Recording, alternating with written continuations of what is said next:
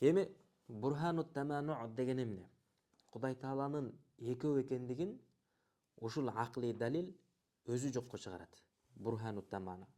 Аны кайсы сүрөттөрдө түшүнө алабыз? Мутадабдайн, карама каршы сүрөттөрдө түшүнө алабыз. Мисалга бирөө кыймылдаш керек, бирөө токтоп туруш керек. Бирөө жаратылыш керек, же жаратылбаш керек, кайтыш болуш керек. Бирөө же болбосо жанагы түстөргө айтсак деле бирөө ак болсун дейт, бирөө кара болсун дейт. Карама каршы мисалдарда түшүнө алабыз. Карама каршы мисалдарда түшүнө алабыз. Эми биз ушунун ичинен хая вал маут алсак деле болот. Ак түс менен кара түстү алсак деле болот.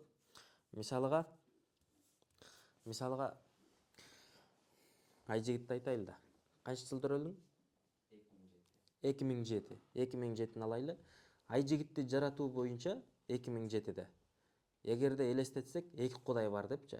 Мисал катары эки кудай бар деп элестетсек, жаратылыш керек же жаратылбаш керек. Экөө антоним, бириге бири каршы да. Эки кудай чыкты. Эки кудай чыкты дагы бирөө жаратам деди, бирөө жаратпайм деди. Бирөө жаратам деди, бирөө жаратпайм деди. Экөөнүн тең каалоосу ишке ашышы мүмкүнбү? Мүмкүн эмес да карама каршы нерселерде. Бир убакта жаратылган болуп, бир убакта жок болгон болбойт да, туурабы? Айжигиттин. Түшүнүктүүбү? Бул биринчи сүрөтү ушул. Эки кудайдын карама каршы маселеде, карама каршы сүрөттө да. Эки кудайдын экөөсүнүн тең максаты ишке ашуусу мүмкүн эмес. Мухал, мустахил. Мүмкүн эмес. Бир убакыт эле ал жаратылып калбайт, бир убакыт эле өлүп калбайт да. Бирөө болуш керек. Карама каршы нерсе бир убакыт эле ак түс, бир убакыт эле кара түс. Бир убакыт эле кыймылдап туруп, бир убакыт эле токтоп калбайт. Же кыймылдап турган болот, же токтоп турган болот. Же ак түстү алат, же кара түстү алат. Түшүнүктүүбү?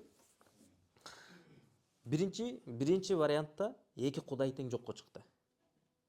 Экөөнүн тең каалоосу ишке ашуу деген сүрөт табылбайт. Бурхану тамано түшүндүрүп кетип атабыз. Экинчи сүрөттө экөөсүнүн тең каалоосу ишке ашпасачы? Бирөө жаратам деп атат, бирөө жаратпайм деп атат. Бирок жыйынтыгында экөөнүн тең эмеси, ирадасы, каалоосу ишке ашпады. Жаратылган дагы жок, эме дагы аткарылбады, маут дагы табылбады. Анда ал экөөсүнүн тең кудай экендигине мүмкүн эмес. Неге дегенде экөө тең алсыз. Өзүнүн ирадасын аткара албагандан кийин ал ажиз болуп калат. Ажиз илах болбойт. Түшүнүктүүбү? Ажиз илах болбойт. Эки вариант тең жокко чыктыбы?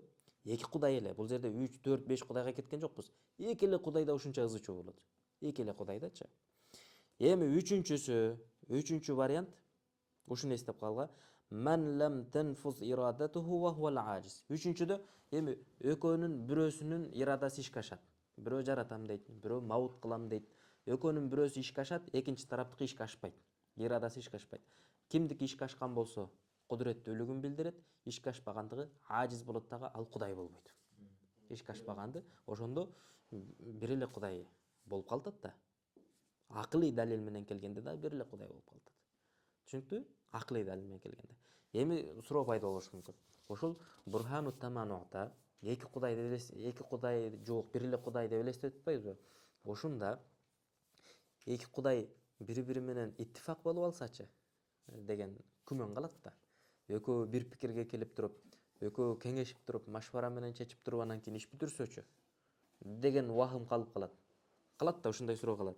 Анда эмне болот десе? Жок, бул жерде дагы бул ыктымалдуулукту четке кагабыз. Экөө бир пикирге иттифак болуп калуусун мардут, ал кабыл кылынбайт. Неге? Анткени إذ من لم يقدر المخالفة الآخر لازم عجزه. Экөө тең кудай, экөө тең кудуреттүү зат болуш керек да. Бирөө экинчи тарапка өзүнүн пикирин өткөзө албаса, өзүнүн ирадасын сунуштап аткара албаса, демек ал алсыз. Иттифак болуш мүмкүн эмес. Түшүнүктүүбү? Эки кудай деп элестетип атканыбыз экөө бир иште бир пикирге келип алуусу мүмкүн эмес. Анткени өзүнүн каалоосун эркин аткара албаса, анын алсыздыгын билдирет. Түшүнүктүбү? Ошондо бул вахымдагы жокко чыгат. Жыйынтыгында акылый далил менен да Кудай Тааланын жалгыз экендиги далилденет да.